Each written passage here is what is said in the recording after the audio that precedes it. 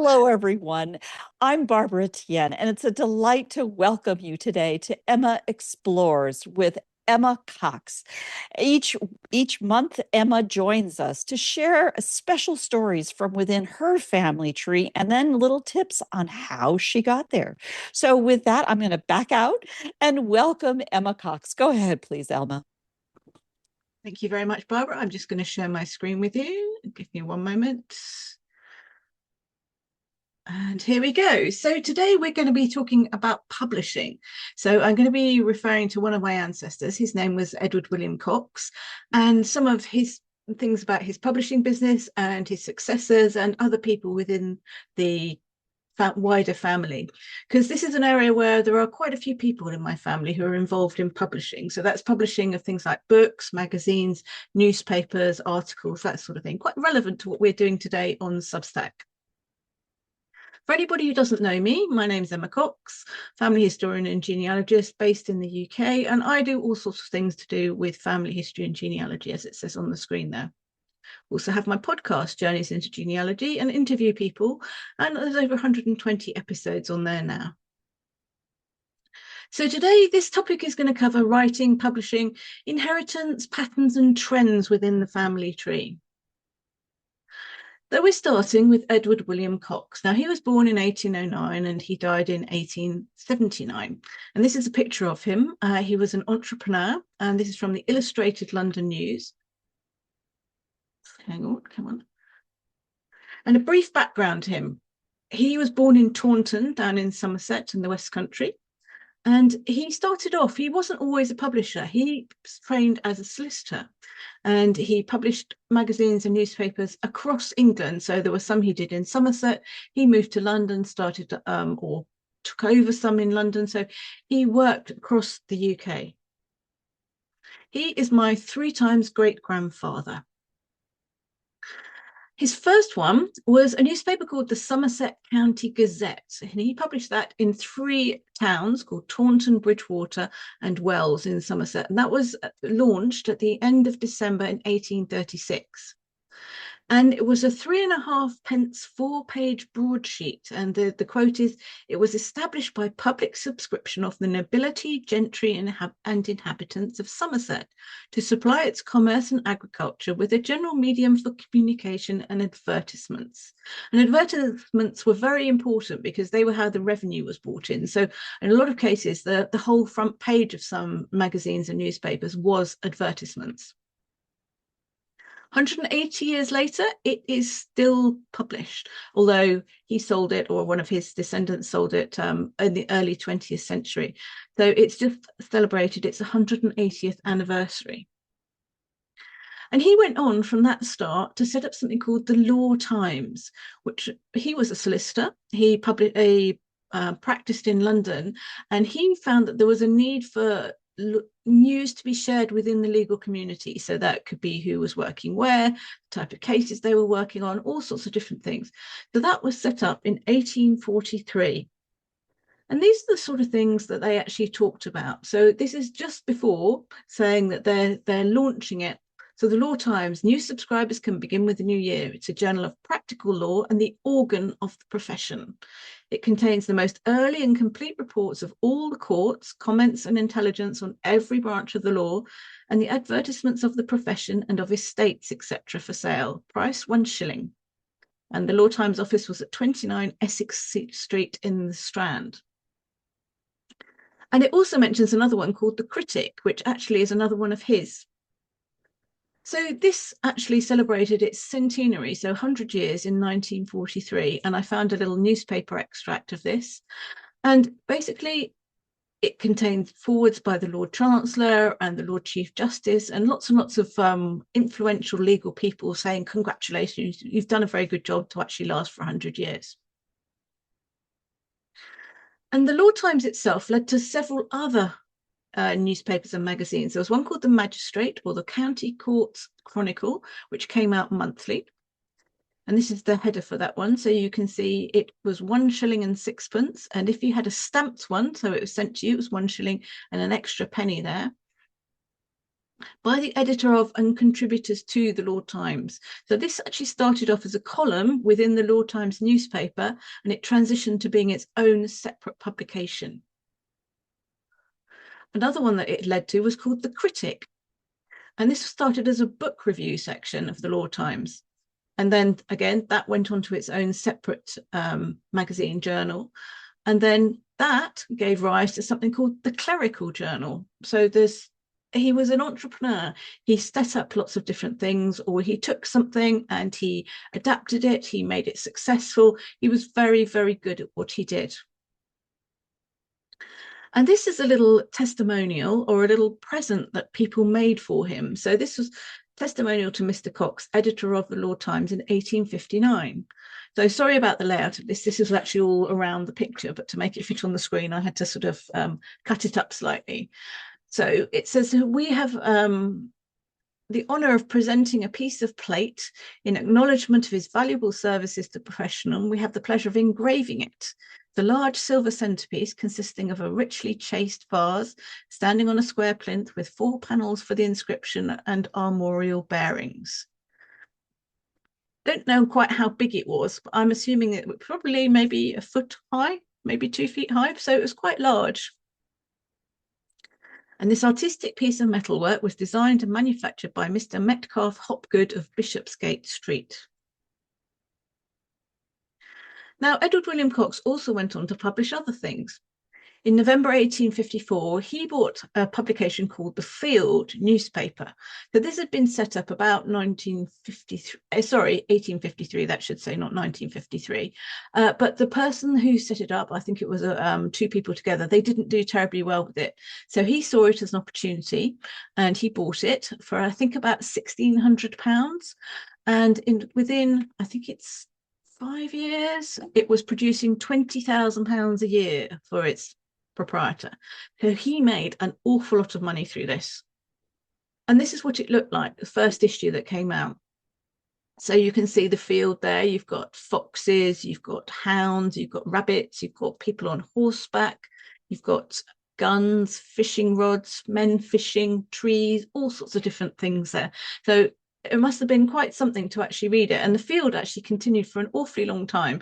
It also celebrated its centenary. I'll show you that in a moment. And it led to things like the Field Bedside Book, which I actually have. That's an original copy of it. So basically people took one of the columns that was in there and actually made it into a book. And that happened with various other things within it. And these are some articles that actually appeared in there. And I just picked out a few different things here. So the first one was how to keep horses economically. And I thought that's still relevant today. So people want to know how to feed horses and hints about them. And hints about feeding horses and other cattle solely on gorse, winds, or furze and how to cultivate it. An essay on the composition and fertilizing qualities of Peruvian guano. So that's basically the stuff that birds poop. And pointing out the best mode of its application to the soil. Price 1 shilling. And another one here, we have Foster's Pocket Peerage and Baronetage of Great Britain. Men of the Time, an alphabetical biography of living authors. The Comic Almanac and the Art of Skating.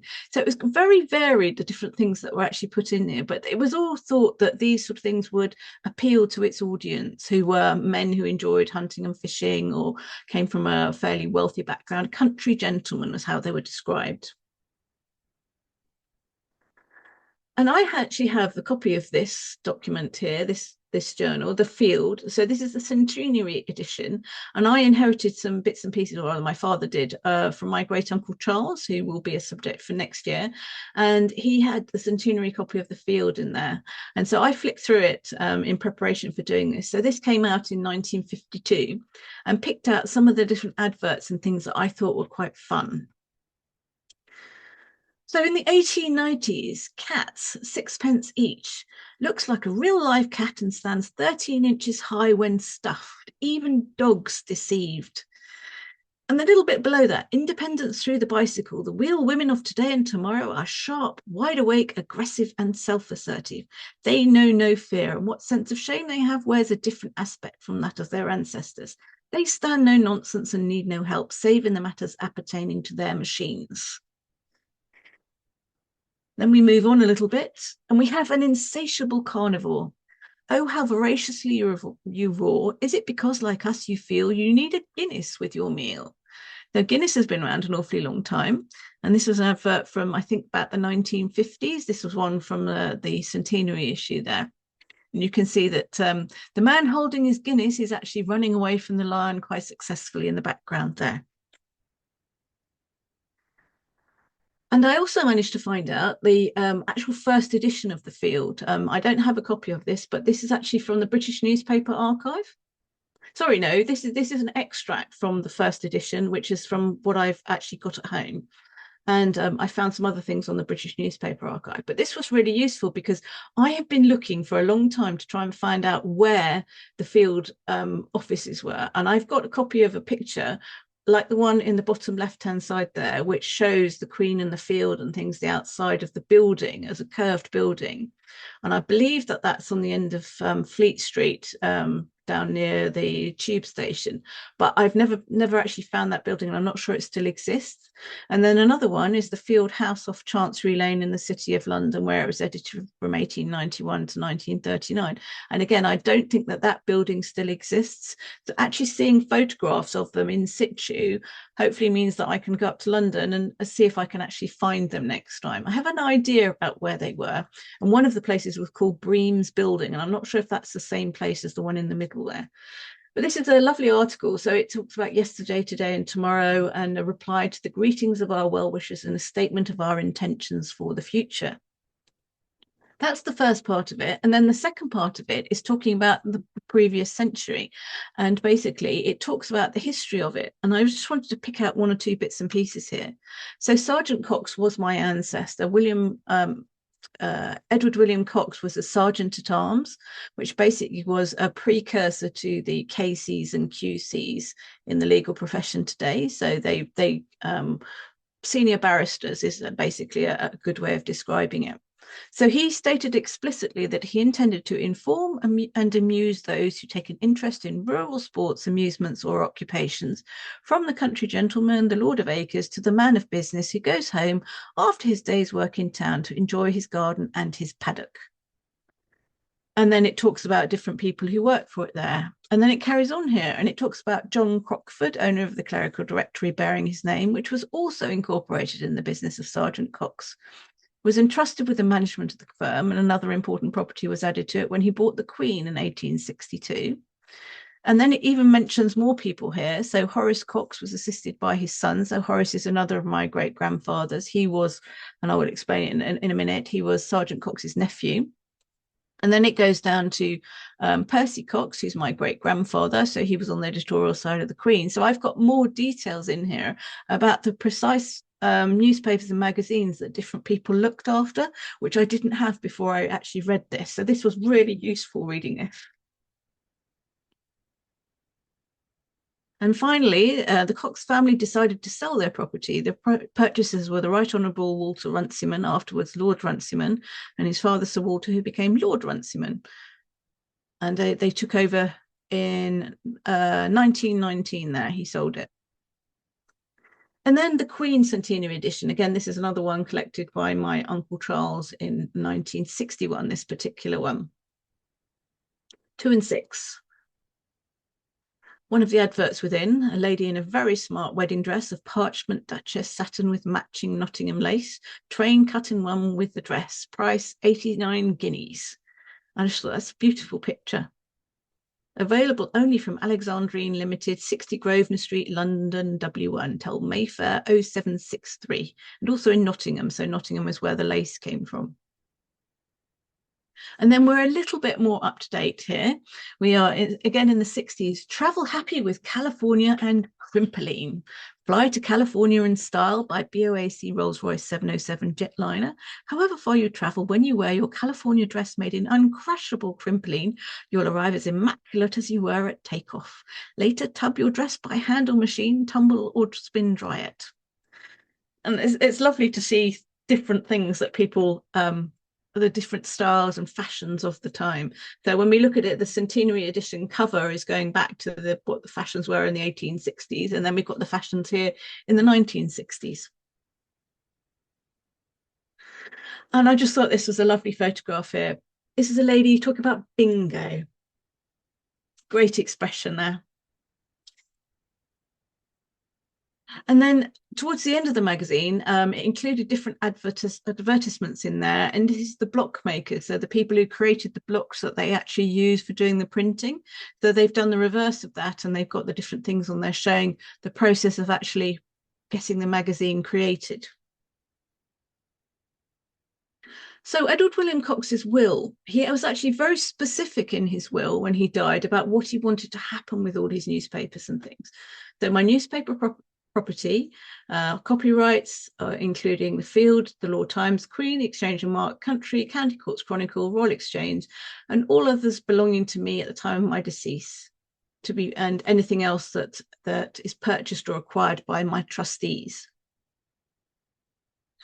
And he mentioned his orchids. He was very keen on his orchids. And this is actually a picture of him at home in his conservatory with his orchids. And his orchids are literally mentioned in his will because they were quite expensive at the time.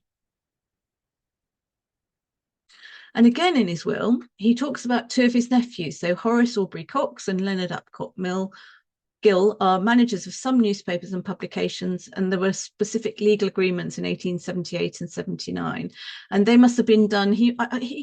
I don't know whether he knew he was dying, because he actually died really suddenly. Apparently, he died at home.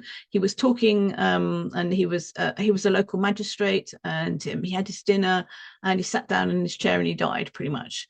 So whether he had an inkling that something had been wrong, or maybe hadn't been feeling particularly well over the last year, but he did this legal agreements with his nephews. And it actually states these. And this will is beautifully laid out because it has these notes in the margins telling you what the different parts of the will are actually about, which is very useful when it comes to actually looking through it briefly. So Horace is continuing as manager of whichever newspapers he's got, and as is Leonard Upcott Gill. So then, to just explain a little bit more about who those two people were, we need to go back a generation. So Edward was the eldest son of William Charles Cox and Harriet Upcott. So Harriet was born in 1773, and that is a photograph of her as a very old lady, which I do actually have, and that is in my photographic collection there. So he was the eldest son, and his brother William, who is the next one down, is also my great-grandfather. He is Horace's father. And then a little bit further along, you'll see another name which looks quite familiar. I am not the first Emma Cox in the tree. I've only found another, so there's just the two of us, but Emma is significant. She married Charles Gill. So the other people shown on there weren't involved in the business. Looking at Edward and his descendants, so Edward married twice. He married Sophia Ann Harris, and they had Erwin. So Erwin did actually take over the business, and he ran it for quite a considerable time. And then of his second marriage with Rosalinda, who you might remember from previous talks that I've done, they had living children who survived. They only had Ada and Harding, or they had about 4 others, but unfortunately they died very young. And so Ada married Henry Bennett Edwards, and Harding married Hebe Barlow. So Ada's son Jos wasn't actually born at the time of Edward William Cox's will. So he's mentioned on here because he did something within the business, and I have not yet found when he died or his own will. So that's one of the things that I'm still looking for. But Percy was the other one who was mentioned, so he was one of the editors. So you can see it went down through the different generations there. So we've got William with Horace, and then Emma's sons are Leonard and Crandon Dawes Gill, and they were both involved with the business as well. Just thought I'd highlight these different people on there so you can see the different people that were actually involved with the business, whichever parts of the business, the different parts of the business. So going on to Horace, so he's my 2 times great-grandfather, he had various different things, and he was most well known for actually being a book publisher. And I actually have a Google search for, actually no, I have an eBay search for Horace Cox, and every now and then I get little things saying that this book is available on eBay, and I've bought a few just so that I've actually got them. So they're generally hunting and fishing books. There's one about the history of the fox terrier, which actually mentions various other people within the family because they were involved in breeding them. So it's quite fun actually getting all of that information. So of his sons, Percy was editor of the Queen, Bevan was editor of the Field, and Horace Percy was involved in general management. So you can see it continued for another generation there. And this is an example of the Law Times and what it actually contained in 1898. This is an advertisement actually in the Field saying if you want to get the Law Times, you will get copies, topics of the week, powers of attorney and bankruptcy, drafting of legal documents, notes from Ireland, recent decisions, law reports, quarter session dates, and so it goes on. And it's published by Horace Cox of Bream's Building. So that's one of the places that I've been looking for in 1898. And continuing on, Horace published something called Crockford's Clerical Directory. So you may remember that in the centenary edition. And basically, this is a listing of the clergy. So this is saying who was the vicar of so-and-so, or who was the bishop or archbishop, and that sort of thing. And it tells you, for example, here we've got the Reverend Vaughan Thomas, late Fellow of Oxford, died aged 84. And at the time of his death, held the following preferments: Vicarage of Stoneleigh in Warwickshire, and his patron was Lord Lee. And he was promoted in 1804, Vicarage of Yarnton in Oxfordshire, patron Sir George Dashwood. He's quite famous, actually. Promoted 1803, Rectory of Dunkbourne Rouse, Gloucestershire. And so it goes on. So this is an idea of the type of things that you could find out. So there's quite a lot of information in it about an individual cleric and where they practiced, whatever the practicing was. And this is an example of what it actually looks like. So a picture of the 4th issue. And basically when it started, there was some issue, and I was reading about this. It was saying about, it was published in the order that they got the information, I believe. And then after a couple of issues, it became very complicated, and they decided to actually alphabetize it so that people could find what they were looking for a lot more easily. Moving on to something called the Exchange and Mart. So this, I remember the Exchange and Mart when I was young. It used to be a bit bigger than A4, had a red top to it, and it was full of advertisements, absolutely full of advertisements. So when it started off, it actually was part of the Queen, the ladies' newspaper, and it was a section within that where people were selling things. So the type of things that they could be selling: animals and birds, autographs, coins, curiosities, furniture, sporting implements, all sorts of different things.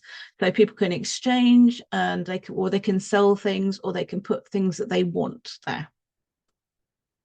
So this is the advertisement for the first issue of the Exchange and Mart, and it was the first to specialize in classified advertising. And I just put this on here because I thought this is lovely in terms of the sort of things that were actually on here and the prices that were there. So you could get an accordion for 16 shillings, an African grass hammock for £4, an emu skin offers, Grimm's correspondence offers, a church service for 4 shillings again. And so it goes on, a barometer, Indian Empire, all sorts of different things there, travelling desk, coffee warmers, Limerick lace scarf. So it was quite eclectic, is probably the best way of actually describing that. And you had to go to the offices to actually view what was for sale. And it does still exist, but it's now online only in car sales. So literally, if you want to buy a car, it's a good place to look in this country. And then I started looking into the Gill family. If you can remember, these are the sons of Emma Cox, the first Emma Cox, who married Charles Gill. And I found this newspaper called Scoop, which I hadn't come across before. and basically has little mini biographies talking about the different publications that people work for and a little bit of biographical information in that. And this has helped filling in quite a few of the gaps, because I wasn't that familiar with the Gill family, some of them. So we've got Leonard Upcott Gill. Remember, he was working, he was one of the ones who was the nephew who took over the management. And it talks about his sons and daughters, who he worked for, that sort of thing. Last known address. And then we've got Dora Gill, who was a journalist, and she was his daughter. We've got Rosa Crandon Gill, and she was his sister, if I remember rightly. And Crandon Dawes Gill, again, he was on the Exchange and Mart staff and became manager and editor. So you can see people's progression here. And this database is available, and I paid £5 for 1 day's access, because I just thought I'll have a look and see what's on there and see what's worth it. And it was great to actually just get all this information. And I managed to find information on the Percy Cox and a couple of other people on there. So very worthwhile £5 there. So talking a little bit more about Leonard Upcott Gill, and he basically published books that were on natural themes, the countryside and that sort of thing. And I did a search for him, and again, quite eclectic: The Book of the Caravan, Angling in Salt Water, and Practical Sea Fishing. So those were published in 1905, 1910, roughly. And you see, then they still go for a reasonable sum of money. They're not subjects that are particularly of interest to me. But if I came across something that was, then I probably would buy it just to keep one as a memento, as it were. And that's a site called Stella and Rose's Books, specialists in rare and collectible books. He also published something on the seaside watering places on the Isle of Man. I'll just open that one up and you can see it. And this talks about how it was all set out, a description of different places you can go to, how to travel around within it, the major places within the Isle of Man, with a little map here as well.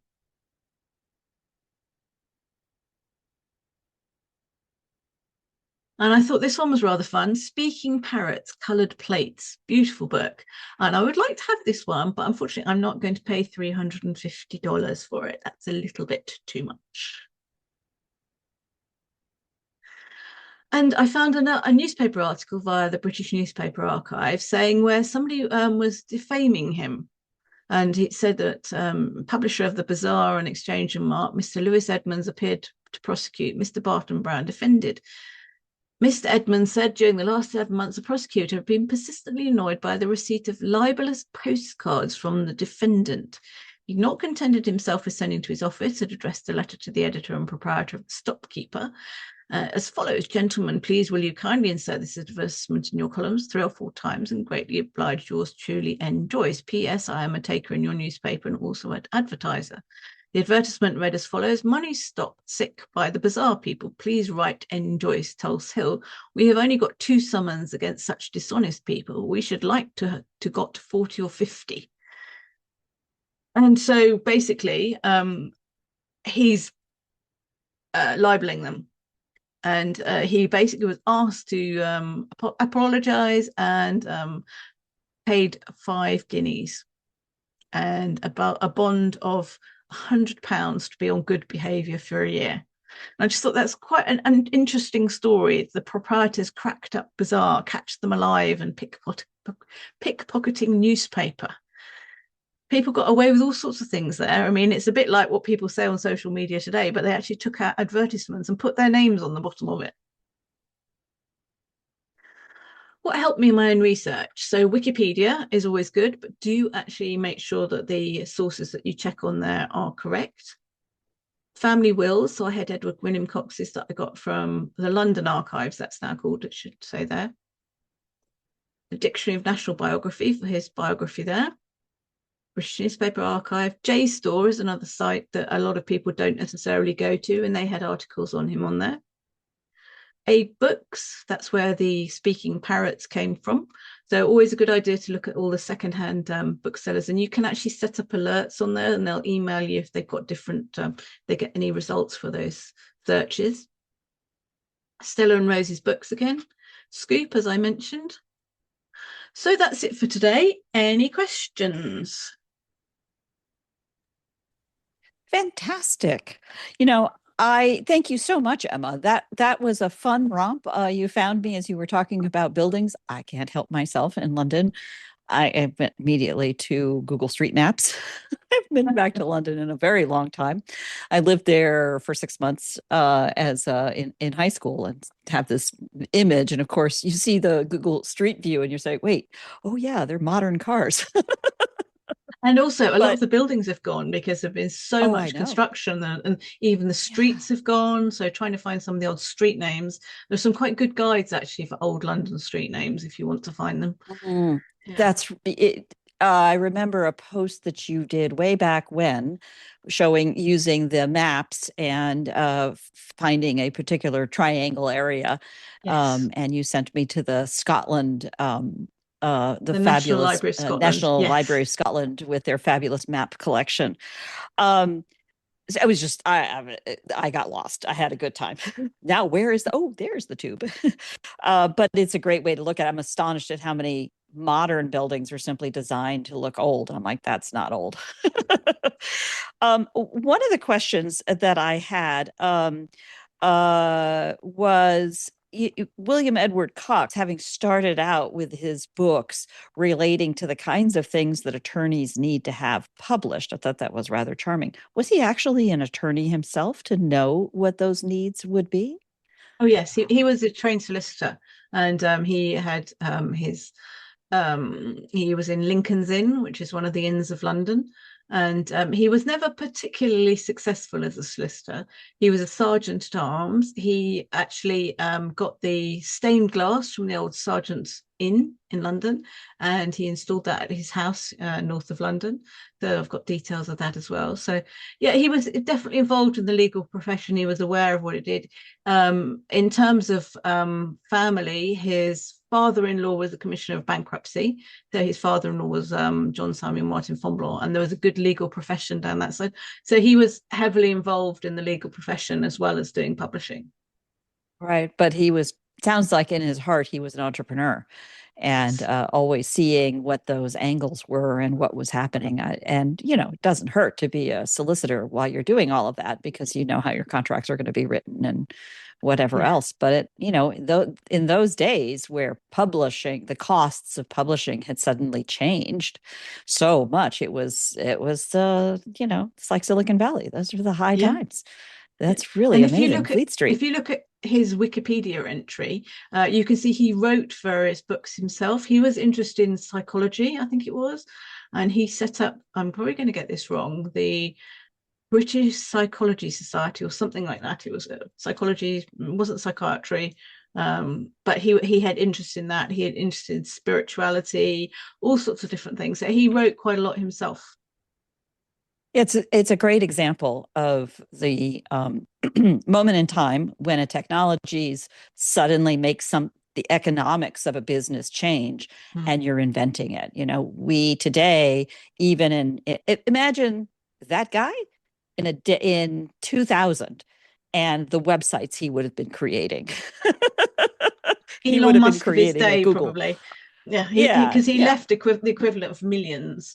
He owned Yeah. something like the 10 or 20,000 acres of what's now North London, and big houses, and he was Lord of the Manor of Taunton Dean and all sorts of things. So and he had all the different publishing businesses, Minting money. and I think it all stemmed from things like the Law Times, where he was getting 20,000 a year from it.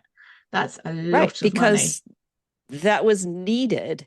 It was a function that was needed, Mm. and there was no other way to produce it. And when you have the publishing components, sure, I'll make a few more. It doesn't matter. Mm. You just keep paying me. And pretty soon the advertisers are hooked. And what a genius business. Um, uh, it has me really thinking about I have a great grandfather who was in the right place at the right time in the Midwest of the United States in the 1950s. Well, actually, he from the 1880s when he was in his 20s through the 1950s when he passed. And just that tremendous change in that period of time. And he was a writer. He stepped up to be a journalist and then eventually a publisher of a small newspaper. He's published all over the place. And he's always, to me, been intimidating as someone to sit down and chase around. But you've just given us such wonderful little handles for ways to go about it. And I was about to ask the question, how can I find the compendium of all publications somebody ever did? And I answered my own question by, here in the United States, just go to the Library of Congress for starters. I mean, I've got the magazines and newspapers, and they have a separate section, but doing that. And then I bumped into a county by county, who are the important people in each county. And I'm in 600-page document of the important people of Salina County, Kansas. It's fascinating. Very Down the rabbit addictive when hole you we find these go. old documents, isn't it? Then you start looking and you Right? start thinking, oh, what could I do with that? And is that relevant? And yes. So how do you stay in control? How do you keep following one white rabbit and not 47 and forget what it was about the pocket watch? I think it's just trying to sort of give myself a target of not overwhelming people with the amount of information I'm going to share, and to try and keep it on a theme and think, well, if that might go into its own theme. So just keeping it so that there's one area and thinking that would make another topic for a future one. So, So it for sounds like example, the answer to the question of how to keep yourself on the straight and narrow is to think about your audience. I think yes. that's actually kind of brilliant. That's kind of brilliant because left on our own with, oh, you just gave me a nifty new hammer to go find things. Everything looks like a nail, but stop. Who is your audience? What are you going to do with this? And then go chase Yes. that. Very good. And when Very I'm good. planning one of these, I do sit down and I think about the heading for the topic, and I brainstorm and write down all the different things that I could probably put in there and think, well, where do I get that information from? What kind of information is it? What will I do with that information? And which bits do I want to pull out of that? And then it might be that the majority of it goes into the one I'm doing now, or it might be some of it goes into something in the future. But I try and do that. And then I sort of think about trying to do it, splitting things into threes and then going from there. The magic of three. What do you mean by the split it into three?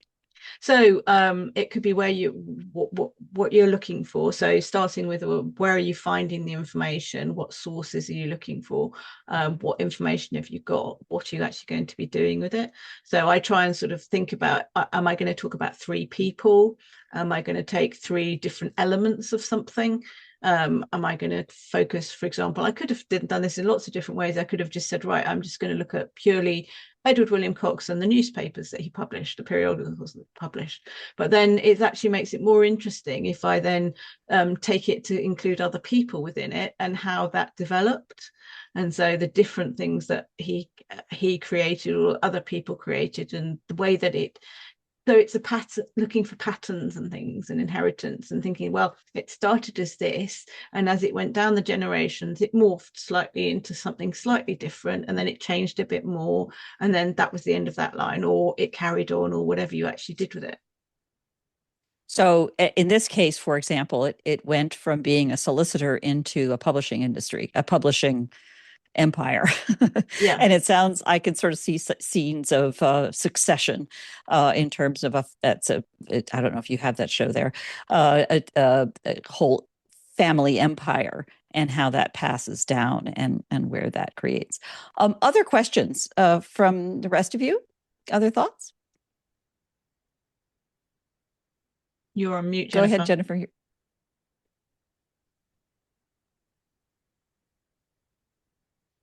Sorry, I always do that. There you go. Um, I just love that, Emma, because I'm just one of those people that can get very distracted very easily and skid down a rabbit hole. And I love the old newspapers. I really do. Some of the things you can find in them, you know. Yeah. And that banner of the field, it was just beautiful, wasn't it? You know, I mean, it Yeah. was so busy Oh, compared to today, but it Yeah. really was, yeah, yeah. But And I love like it the did what it said on the tin, didn't it? It described yeah, what the magazine or the newspaper is yeah. going to be about. Mm. You would have known as soon as you picked it up, you know. Yeah. Um, and as a bike rider, I love that you mentioned the bit about females riding because I love those articles. You know, some of the comments that are made about how dare women wear pants on bikes and, you know, um, how dare they even ride a bike for a start because it's not womanly. Yeah, so I love that. Yeah, yeah, so it was great. And I really enjoyed at the end, Emma, hearing your process, you know, your processes you use. It's Mm. interesting, you know. Mm. I Everyone does find things differently. Mm. if I'm writing a post, I just have to say because it can take me 3 weeks to write a 2 minute post just because I get distracted, you know, too easily, and I end up researching someone who's nothing to do with where I started. So I just have to say that's what I'm doing. I'm going to write this post and close all my tabs. Usually have 100 tabs open. They're closed while I write the post, and no going sideways because it just can take me forever. But I mean, it's Yeah. all interesting, and that's the fun of it, isn't it? You know, It is the the fun of it, interesting and it's stories behind sometimes the nice story. to actually write things down and thinking, oh, that I don't want that now, but it will be useful in the Yeah, future, that you yeah, don't forget yeah, it. Yeah. yeah, yeah, yeah. Mm. No, it's good. It was great, Emma. I loved it. Yeah. Thank you. fabulous. Yeah, Bill, I no, saw you jump off mute. Go ahead. yeah. Well, like I said, it's really interesting to see how, uh, so many of your family members, uh, got involved in publishing, and in a way, it's really gone all the way down to you. You're not Mm. Yeah. publishing a newspaper, but you are doing your podcasts, and um, it's apple doesn't fall far from the tree. Mm. And very appropriate given my name as well. Exactly. I Yeah. Yeah. But Barbara, one of the things you said earlier on, it's like you said that you found a distance from your great grandfather who was a publisher. You found that slightly intimidating, whereas I find him attractive, my one, and it's like I want to know more about him. I feel there's a connection of some sort. It's like he's one of the people that I'm fortunate there's quite a lot of information available about him, so I can find different things. And I have lost something that I found a while ago, which was a description of somebody going to visit him in his office and talking about walking through the publication printing rooms and different things like that, going to his office and interviewing him and doing whatever. And I would love to find that again because I know I saw it. I don't know what I've done with it, but just sort of, and he was very kind to this young man and he explained what was going on and everything. And just there's little things like that. And I always think that he must have been he was an honest man. He was a hardworking man. He cared about his family. He cared about society and all sorts of things. And I just think he's a nice person to want to know more about. Put it, Mm. yeah, Yeah. Yeah. Well, I say that in part because I feel as though there are so many skills that I have still to learn. And I'm running alongside all of you who are so experienced and talented. And that for me, this great grandfather feels like an advanced course I'm not ready for yet. And in part Learning. because there are so many things that have been written about him. And if I go marching off and publish something, somebody else is going to say, but yeah, but you totally missed this whole category. I'm like, but the thing about it is like I did something a while ago which was excuse me, finding a person in your tree and writing 1,000-word article about them. And I did one about him a few years ago. And that was a blog post that sat on my website for years and years. And then I had that picture of the painting on there of him with his orchids. And someone contacted me to say, I used to live in that house and we've got that painting. And she's not a relative, Oh, but she actually bought that painting. And it's like, okay. And so there's all sorts of things, but it doesn't have to be intimidating. You can write an article about someone, keep it relatively short, choose the number of words you want to use. So it was 1,000-word sort of challenge type thing at the time, and I think I did 2 or 3 of them. But it was just a good way of trying to do some sort of biographical summary of somebody, picking out parts that I found interesting and I thought other people might like to find interesting. And starting from there, it doesn't need to be something massive. You're not writing the biography of somebody. You're just finding a few interesting facts to share with people. I think that's brilliant. I think that really comes to, at the end of the day, what we are doing here. It's almost conceited to think that you are going to write the be all end all classic ultimate compilation of this entire person's life. That's utter nonsense. But to take a specific challenge and write that down, and then discover from that you learn more because that's what you're interested in, takes advantage of where we are today. We can write a post, it's going to be visible on the net, and others can find it and write back. I had that experience myself from the My 16s series, and discovered all of these cousins across 2 lines that have been completely lost to me because I was completely wrong in my post. So you're right. Yeah. Just opens opportunities, doesn't it? Yeah, that's right. Just on that, Brilliant, Barbara. Yeah. So when I put my posts out there, I don't think they're just my little post with my dates, and I don't really think they're going out in the world to anything important. But maybe there's that one person who will come along and say, "Oh, that's my ancestor, and I can use this as a basis to build on it." Yeah.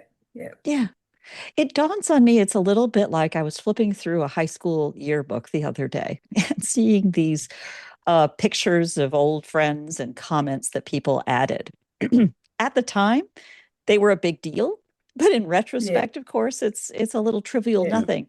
And yet, coming back and looking at it becomes its nugget in time, its little moment that says something about everything around it, and that itself is compelling. Yeah. And that's where finding all the old newspapers with the advertisements, the magazines and things like that, what was important to people at the time. Guano. It's like, at the time it was really significant. It was a fertilizer, it was whatever. But nowadays, no. We have artificial stuff. Peruvian guano. That's what had me. Yeah. What are they doing? Scraping it around out of the Andes mountains and shipping it to London for a shilling? It just doesn't make sense to me. But that's where it's fun, reading all of these old things, isn't it? Just to see what people did, and the things that have gone through fashion or have gone through being required and have been superseded by something else. I actually did go look up, what was it? Fruzz, something like that. Fuzz. Yes. Yeah. Gorse. So I don't know if you're familiar with gorse. And furs. No, apparently gorse has got sometimes. Gorse is actually quite relevant because I grew up on the Ashdown Forest, and it used to get burnt years ago, which is a really good thing, and they don't do it enough nowadays. And so the gorse has got massive, and if you cut it, it basically just spreads the seed absolutely everywhere, and you get more of it, and it's prickly and horrible, and it's a fire hazard and all sorts of things. And so they should actually grub it out and get rid of it. It's it's the controlled burns, as we call them here in California. This is a big deal. And just so everybody knows, this is what we all call the 100-acre wood, all of us Winnie the Pooh fans. Next door. The Ashdown Forest. Well, I think this brings us to a conclusion of another wonderful episode of Emma Explores. Always a fun romp down a shared Anglophone history to a world that seems so far away, and a piece of history. And here we have a tour guide, a very personal tour guide who can give us that insight and also inspire us to our own stories and where we take it. So as always, thank you so much, Emma. We look forward to what's coming in future episodes. And I know you give a little thought to these patterns from one episode to the next. Any tips of what's coming? Well, the next one, I'm actually going to be talking about signatures. So the physical signatures that people put onto different documents for different reasons. So where you can find them, what kind of things you might come across, and potentially a few things that you could actually do with them. And I just thought it's sort of a slightly crafty element to it in some ways, but quite fun for Christmas as well. Yeah. You know, at one point we had, okay, I just thought of the Christmas tree ornaments for all of your ancestors' signatures. Wouldn't that be fun? But I digress. Yeah. You know, you Shutterfly for 20 seconds and 39 cents. You can produce, you know, photo little ornaments. I'm sorry. But I was thinking about the database that's, QR code on the backside, QR code that, and it takes you to a, Substack post that is all about that ancestor. I'm sorry. Get so excited. Yeah. You could do all sorts of different things, couldn't you? Yeah. But a database, I think the important thing to me here is you could do all sorts of different things, yes. But the thoughtfulness of your modern genealogist should be to pay attention when you're collecting this kind of nugget, that it can be used and reused in context. So to keep it hooked to where it is and where the rest of it is. So have you thought a lot about databases that would give you a way to take an image of this signature, the highest resolution image that you've found, for example, of a signature, and cross-reference it to the person by, you know, the profile in a shared family tree or something like that? Have you thought about that? No. Google, you know, Google Sheets actually does pictures rather nicely now. They didn't for the longest time, and it's a little janky. Maybe I'll do you a little video, a little, you know, GIF or something to show you how simple that is to do. This is something to talk about during the next episode, and different things that you can do with it, how you can collect them, what you can do them. So yeah. I get off. I do get excited. Thank you so much again, and we'll look forward to next month's episode. And until then, I'll talk to you soon. Bye-bye. Thank you. Thank you. Bye. Thank you, Emma.